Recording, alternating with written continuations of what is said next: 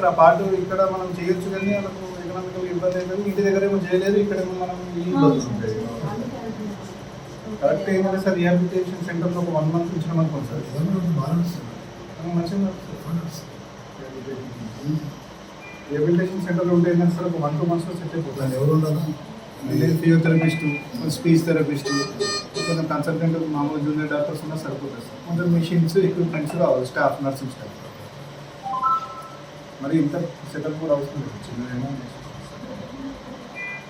ఏమైంది హాస్పిటల్ ఉన్నది సార్.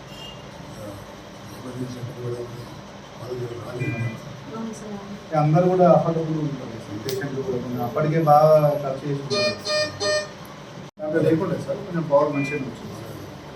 కొంచెం స్మోకింగ్ ఆల్కహాల్ అది కూడా మొత్తం గ్లాస్ రేటు 40 మంది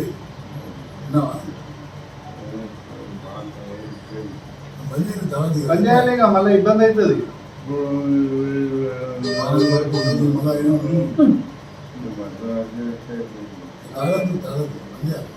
కళ్ళు కూడా బాగా దాంతోనే సార్ అవన్నీ కాంప్లికేషన్స్.